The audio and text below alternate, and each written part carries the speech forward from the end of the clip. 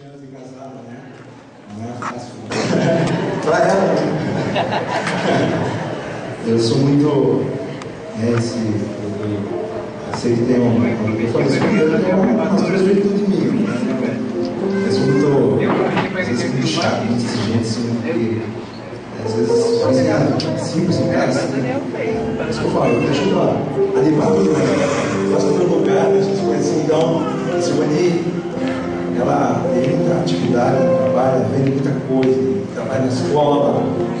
E ela tem sido uma bênção na minha vida, né? Eu fiquei feliz quando ela foi trabalhar na RIA, né? Ela falou, amor, foi trabalhar uma vez. Eu não pensei como é que era, mas eles ficaram cuidar para vir aqui. Ela e meu filho Nicolas, né? Hoje é ontem foi meu aniversário de casamento. Embora ele está viajando, mas eles estão aqui. Eu quero que eles fiquem de pé para abençoar a nossa vida.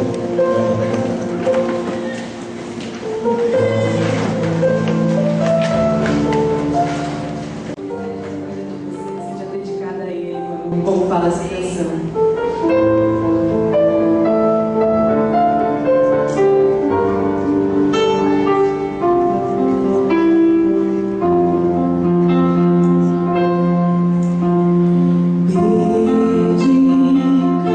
Dedicamos a ti.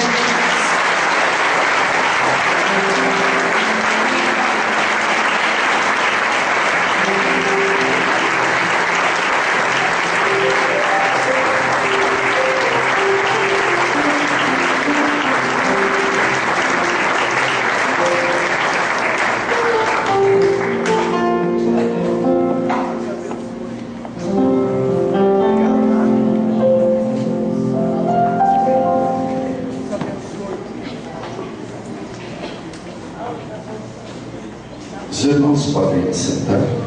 Não tem tudo, mas alguns fatos que trouxeram bênção para a vida da igreja. Os que não trouxeram, ficam para trás. Vamos esquecer, como Paulo diz, esquecendo das coisas que para trás ficam. Se não trouxe edificação, não trouxe proveito, talvez individualmente podemos até lembrar e aprender com os prováveis prejuízos que tivemos. Mas queremos aprender com aquilo que nós ganhamos, aquilo que nós conquistamos. Eu disse um dia desse, que foi aqui para a igreja, que estes últimos dias, mediante a pessoa do Espírito Santo, foi derramado sobre as nossas vidas material abundante, através da palavra escrita, através de visões, de revelações. Trouxe abundante material para que pudéssemos, não só como igreja, mas como indivíduos, edificarmos ou também restabelecermos novas estruturas, primeiro de fé. Vocês sabem que a fé, ela, quando utilizada, ela é gasta. E quando não utilizada, ela se perde. Você não usou a fé, não aproveitou os recursos que ela poderia lhe trazer, ela se perde. Por outro lado, nós podemos utilizar para estabelecer e restabelecer, né? Não só a questão da nossa fé, mas quando nós temos algo de fé no nosso coração, tem duas coisas que naturalmente acontecem, nós não nos damos conta, mas acontece: louvor e adoração. Eu tenho para mim que Deus reclama da gente sempre, quando nós não conseguimos expressar com gratidão, talvez em palavra, como foi feito aqui agora, foi sugerido também antes da oração, pelos enfermos, que nós expressássemos algumas palavras de gratidão ao Senhor. Já notou quando o ministério do louvor pede isso? Parece que só fica com eles. Só eles sabem. Só eles sabem expressar. A igreja parece que urge. Mas não sabe. Ou talvez fica com vergonha de mostrar a sua voz. Mas aqui, afinados e desafinados, quando nós nos ajuntamos, alguma coisa boa vai acontecer. Alguma coisa boa vai acontecer. E nós precisamos, eu queria que isso começasse a acontecer a partir de hoje. Nós estamos aí há poucos dias no final do ano. A igreja fica assim. Hoje até que temos um número bom de irmãos, mas costuma diminuir bastante. Naturalmente, tem a praia, às vezes damos mais valor a ela do que a uma celebração. Estou dizendo que seja ruim, que você não deve fazer. Estou dizendo o quanto nós somos aplicados. Se você vai entrar de férias, você vai sair, vai viajar, né? Mas às vezes, quando nós entramos de férias, tiramos férias até das celebrações. Podemos ir, estamos em outro lugar, poderíamos conhecer uma outra igreja, um outro ministério, mas nós preferimos não fazer nada disso. Isso porque o material que nós temos recebido do Senhor e ajudado, nós não fazemos dele meios para edificarmos a nossa vida. Deus tem naturalmente nos pedido muito isso. Ouvimos também nesses últimos dias, e a nossa visão, de alguns foram ampliadas, de outros foram retificadas, a visão do evangelismo, a entrega. Quando não vamos, pelo menos nós temos o privilégio aqui, sustentamos alguns missionários, Tivemos o privilégio na semana passada de ofertarmos em favor da MCM, um trabalho que nós vamos sério, né? Um trabalho que tem de fato o respaldo do Espírito Santo. E as ações são comunicadas, são entregues para a vida da igreja. Abro um parêntese aqui para lembrar vocês. No dia 1º de dezembro, um sábado, tá? As meninas dos Olhos de Deus, um grupo delas estarão aqui na igreja. Eu não tenho ainda o horário direitinho, mas o dia é o dia 1º. Pelo menos até agora está confirmado pelo pastor José e pelo pastor Márcio. Então, vamos estar aí aguardando a presença deles. Vai ser outro momento que com certeza seremos abençoados. Vamos conhecer meninas, né, que foram resgatadas com as ofertas de igrejas. Esperamos que, quem sabe, nós tenhamos contribuído com esse grupo também. Se não contribuímos para o resgate, acredito que estamos contribuindo para trazê-las ao Brasil. Então, não deixe de ser bênção para as nossas vidas. Uma outra coisa também que ficou muito forte, pelo menos no meu coração, é um sonho que nós temos tentado passar para a igreja. A conquista de Paranaguá não deixa de ser um sonho daquilo que nós pensamos. Um avivamento. Nós não temos, como disse o pastor José, outra saída. Nós não temos outro meio. Nós não temos outra forma a não ser que Deus envie um avivamento poderoso sobre as nossas vidas, sobre a vida da igreja. Consequentemente, a igreja, as famílias serão abençoadas, serão avivadas, nossas famílias. De tal maneira que, mesmo durante a semana, nós não teremos lugar para as pessoas.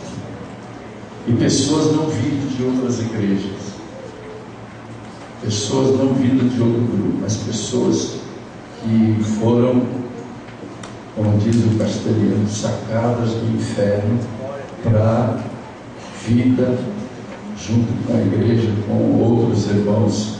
Nós queremos louvar a Deus por isso.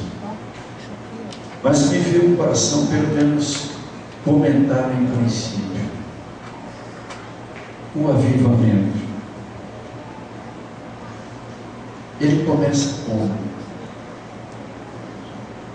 Não existe avivamento sem arrependimento. Todas as histórias de avivamento que eu já li, certamente você também já leu, você sabe que passa pelo processo do arrependimento. E eu quero chamar mais a atenção mais uma vez, porque uma outra palavra que eu vi, né, é que para que se arrepender se eu já me arrependi? Você se arrependeu do processo da sua salvação. Mas tem o arrependimento para o processo do nosso crescimento, da nossa santificação, da nossa edificação. O Espírito Santo está sempre tentando corrigir a rota dos seus pensamentos, das suas atitudes, das suas ações, das suas palavras. Isso não acontece com você? Só se você estiver muito desligado, muito desatento. Mas se você não estiver desatento, você vai descobrir, inclusive, a sua reação com respeito a isso, que ela não tem te ajudado muito, não tem te animado, não tem te fortalecido. Pelo contrário, às vezes vem um grande desânimo no seu coração, porque nós vivemos pensando o seguinte: conquistas. Como é bom, como nós ouvimos agora, né? Ezequiel testemunhando que conseguiu dar uma casa para sua esposa. Eu vi um testemunho de um pastor na África. Ele morreu, acho que eu já disse aqui, ficou 3 dias no necrotério.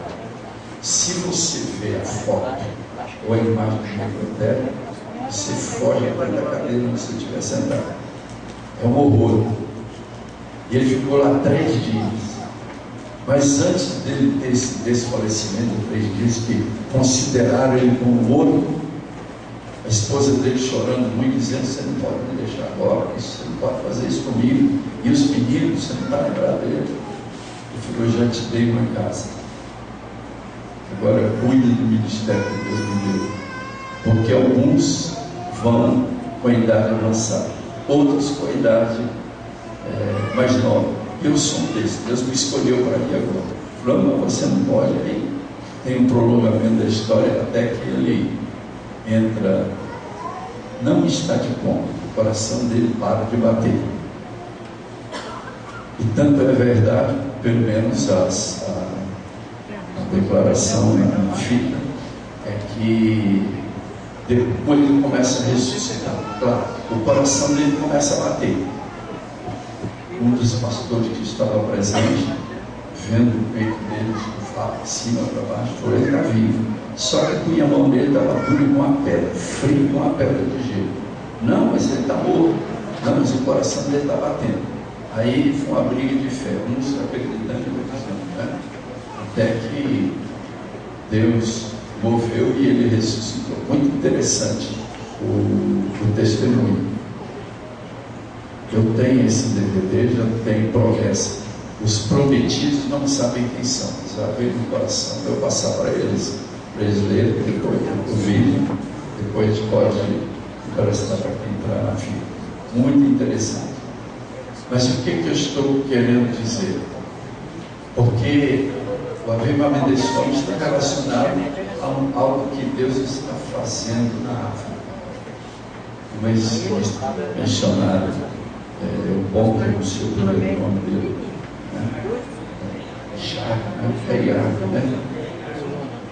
Reinhard Bonk. É muito interessante, né? Porque não pensem vocês que o pastor impôs as mãos sobre ele, não. Disse para ele: tem um homem que chegou morto. Falou: então vamos orar. E oraram no salão e as coisas começaram a acontecer. Mas o que nós queremos com isso dizer o seguinte: nós precisamos, eu estou querendo chamar a atenção da igreja para esse final de ano.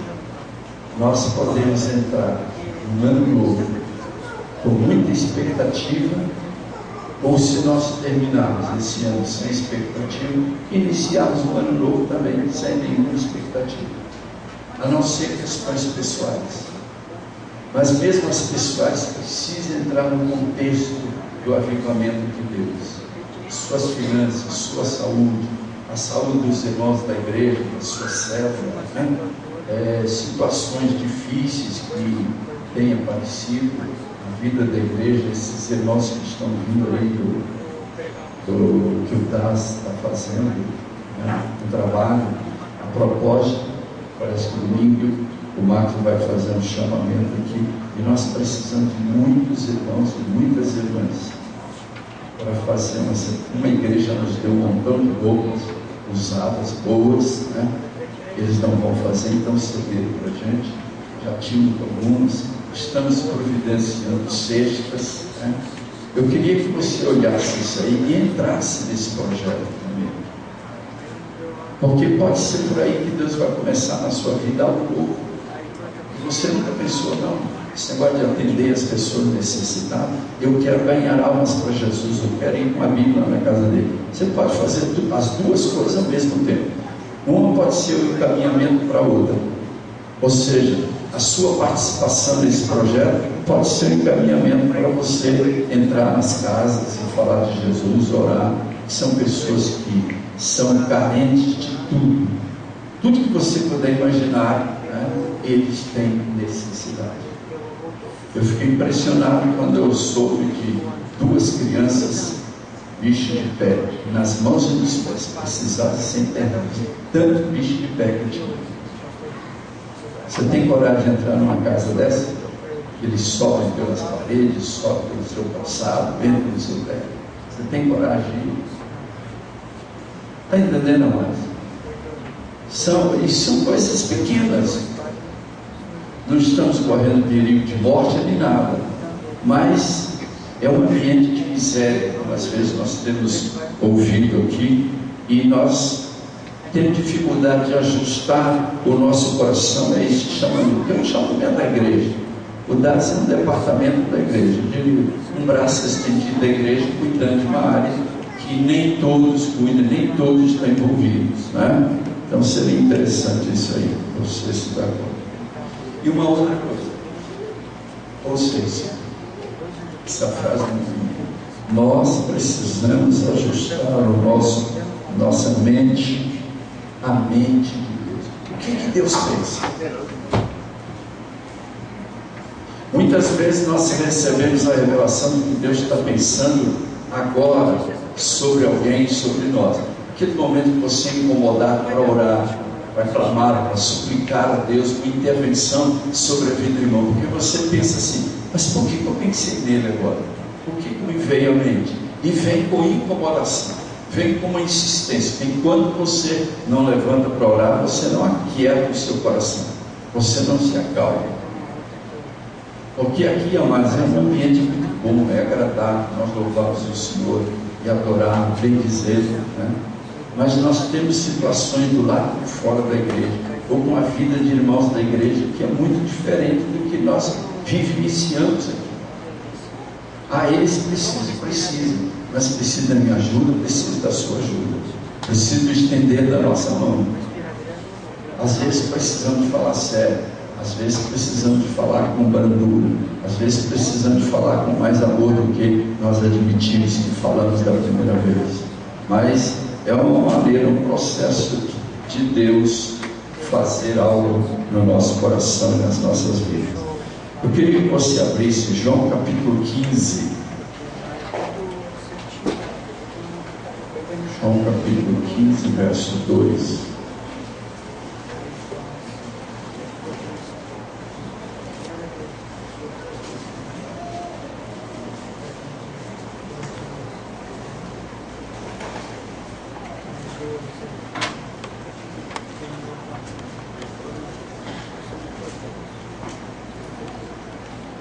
Vamos ler o verso primeiro depois.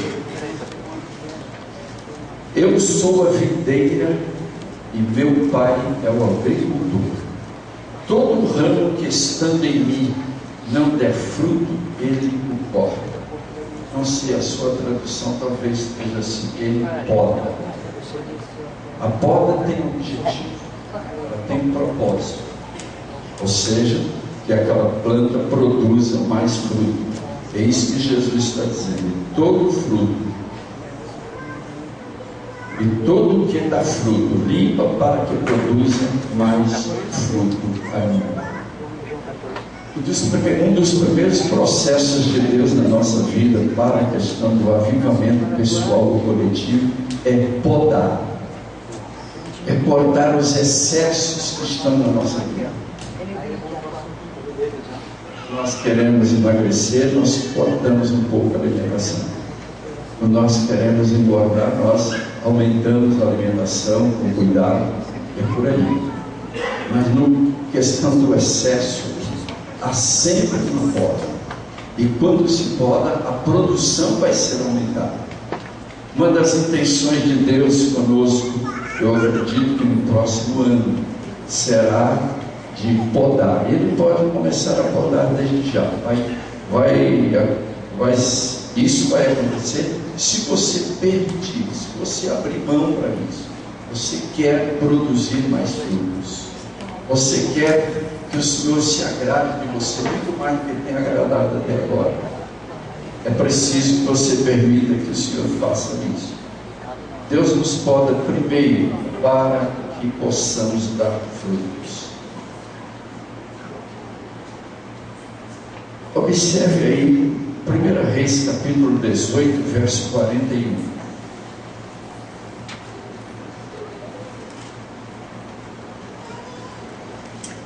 Primeira Reis, capítulo 18, verso 41.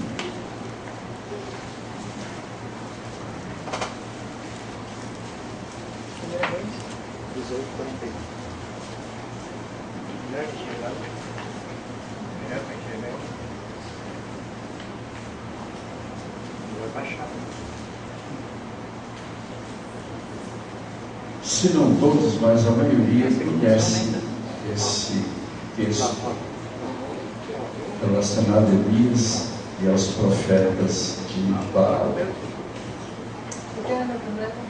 Se você for olhar, você vai verificar o seguinte: houve uma poda enorme durante mais de 3 anos, 3 anos e 6 meses, mediante uma palavra profética de Elias. Porque Elias profetizou algo que se cumpriu, e algo que estava na profecia que ele declarou, e que certamente ele nem sabia, ficou sabendo depois. Deus fez, ou seja, Deus cortou a água. Foi uma poda durante 3 anos e 6 meses. No verso 41 diz assim, veja aí comigo: então disse Elias a Acabe: sobe, come e bebe, porque já se ouve o ruído de abundante chuva. Mas preste atenção, só Elias percebeu o ruído da abundante chuva que estava vindo. Só ele se deu conta, porque ele estava com a mente ligada à mente de Deus. Ele estava envolvido com os pensamentos de Deus. Quais são os pensamentos de Deus relacionados com a sua vida pessoal e com a sua família? Mas nós, além da vida pessoal da nossa família, nós temos a igreja. Quais são as intenções de Deus? Nós precisamos de descobrir isso.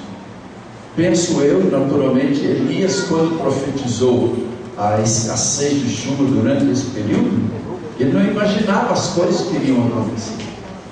Mas o que Deus fez? O coração, olhe para mim aqui, o coração dos israelitas estavam distanciados do coração de Deus. Uma das intenções nessa ocasião foi Deus trazer o coração deles. E como foi que Deus trouxe? Ministrando de tal forma que houve uma secura durante 3 anos e 6 meses, com a palavra profética de Elias. E agora ele começa a ouvir. Ele teve o privilégio de ouvir primeiro que havia o ruído de abundante chuva. Você já imaginou, se você fosse um dos primeiros, que Deus dissesse: olha, avise a Betel que daqui a 3 dias, porque eu estou te dando o privilégio de você ouvir, está vindo uma abundante chuva. Amém. Você vê que até o nosso amém nisso é amém assim, porque nós não acreditamos que Deus vai fazer isso com a gente. Deus não dá privilégio para ninguém. Não é questão que Ele ama mais a um, mais do que o outro. Mas se estamos antenados com Ele, se estamos ligados a Ele, né? Não é assim que acontece em algumas ocasiões. Você acorda, aí fora Ele chama de premonição. Nós no reino de Deus chamamos de revelação. Você sabe que algo extraordinário vai acontecer. Você não tem a noção por onde vai começar. Pode ser na sua família, pode ser na vida da igreja, pode ser na vida do irmão, pode ser uma cura, pode ser uma libertação, pode ser uma salvação. Até porque em termos de salvação nós não somos muito ligados a isso, nós não aplaudimos, nós não choramos, nós temos muito pouca manifestação. Por quê? Deus veio para salvar mesmo. Jesus morreu na cruz, eu estava orando para aquele homem, para aquela mulher, para meu pai, para minha mãe, e eles receberam Jesus. E fica só isso. Nós não pensamos nos demais que estão em volta, nossos amigos, nossos colegas, que não tem nada a ver com o reino de Deus, são até críticos sobre as nossas vidas lá no trabalho, e nós nos empenhamos pouco, porque a nossa mente não está ligada na mente de Deus.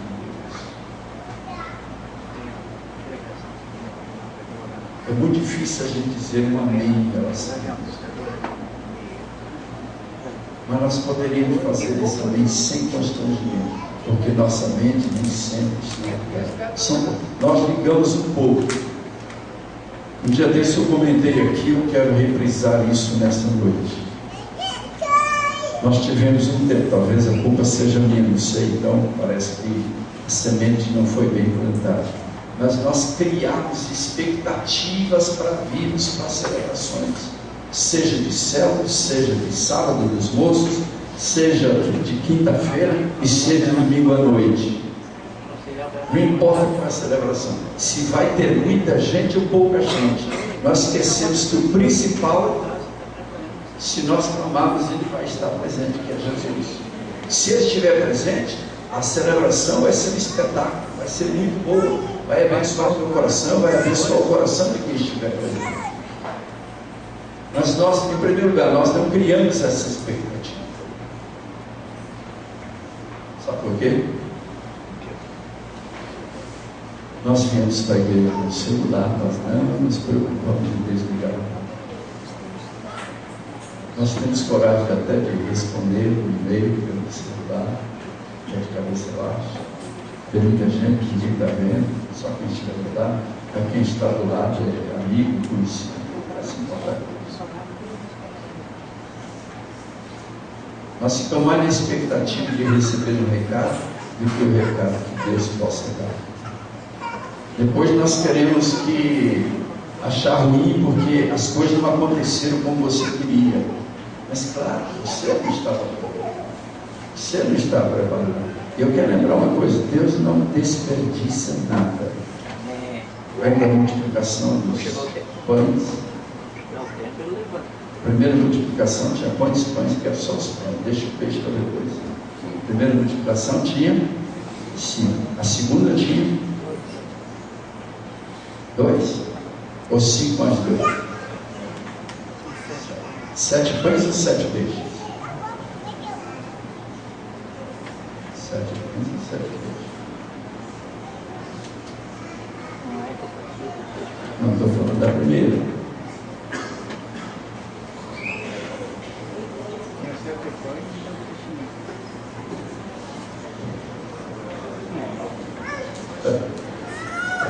Não, mas eu não ia fazer pegadinha. Ele está lembrando que o apóstolo ela disse que tinha 8 pães, não era 7. Porque um eles esconderam, teve até uma briguinha entre eles lá, guardando os pães. Mas veja bem, nós somos assim. Nós não criamos a expectativa para que Deus possa vir com a sua graça e avivar o nosso coração. Porque existe, na verdade, 2 tipos de avivamento. Tem aqueles que acontecem, o mover do Espírito na vida da igreja, de uma celebração, e tem um avivamento que perdura por dias, por semanas, por meses, por anos até. Há uma expectativa, já disse para vocês, vários profetas, apóstolos têm comentado o seguinte, que está para vir um grande avivamento sobre toda a terra. E os indícios de que este avivamento seja o último. A expressão a grande colheita.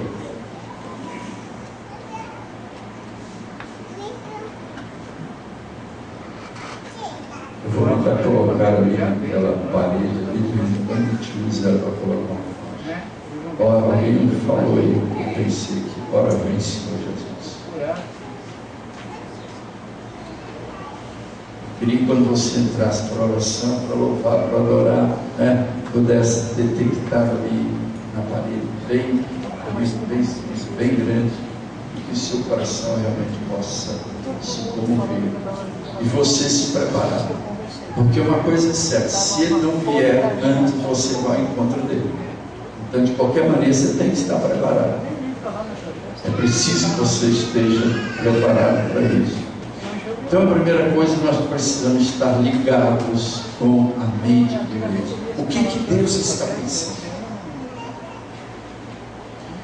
Deus pode dar resposta você abrindo a Bíblia. Acho que hoje ou ontem eu disse para uma pessoa, quando você abre a Bíblia, uma vez, 2 vezes, 3 vezes, você não estava procurando nem na primeira, nem na terceira, nem na quinta vez. Você abre o mesmo verso, no mesmo capítulo, o mesmo verso. Você tem que parar e pensar, Deus está querendo falar alguma coisa para você. Deus está querendo introduzir algo no seu coração. Deus está querendo repartir algo, né? Ou parte deste pão que Ele vai permitir que você também transmita ou reparta com outros. Nós temos que estar mais atentos, porque nós vivemos um mundo que a correria é muito grande. E nós não paramos para ouvir o que Deus está querendo me dizer, o que Deus está querendo me falar, o que Deus está querendo me mostrar no próprio texto também. A segunda coisa que eu quero parar por aqui, né, é a ação de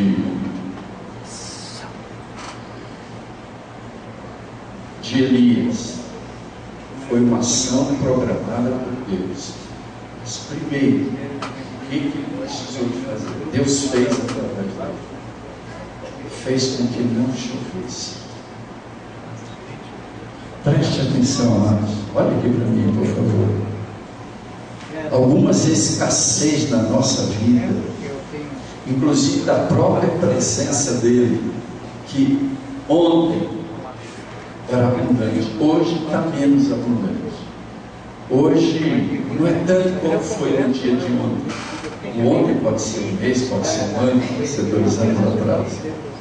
Essa escassez pode estar sinalizando um chamado de Deus, quem sabe Deus, para o arrependimento. Eu quero que Deus avive o meu coração. Eu quero que Deus motive a minha fé. Mas vai precisar de arrependimento. E o arrependimento é tirar todo o entulho que Ele mostrar para nós. O problema é que nós admitimos que não temos pecado. O que a Bíblia diz a respeito daquele que diz que não tem pecado? Você lembra? 1 João. Agora, vai eu me admitir que eu sou mentiroso. A Bíblia fala isso. Mas eu não quero admitir. Eu não peco tanto como A, B e C. E o Senhor, como nós já ouvimos algumas coisas extraordinárias esses últimos dias, né? Aqui na igreja, eu não preciso de orar, não preciso de jejuar, eu não preciso me arrepender, porque já me arrependi uma vez, arrependi.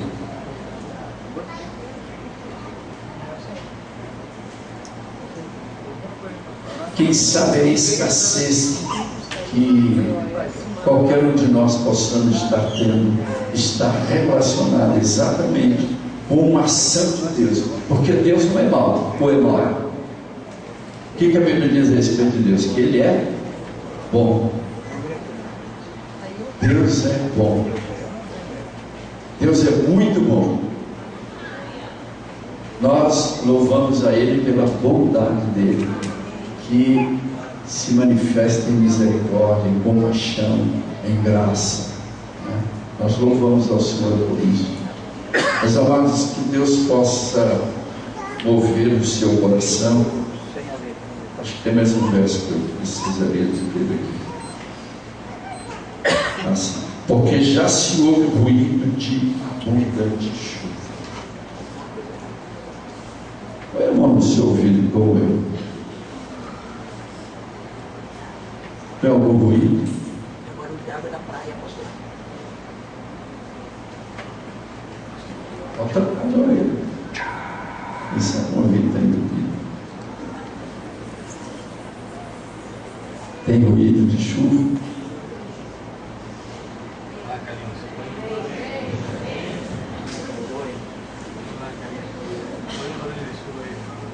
Pela fé, nós precisamos acreditar. Vem e a chuva traz transformações. A relva está seca, quando chove, ela fica verde. Começa a brotar.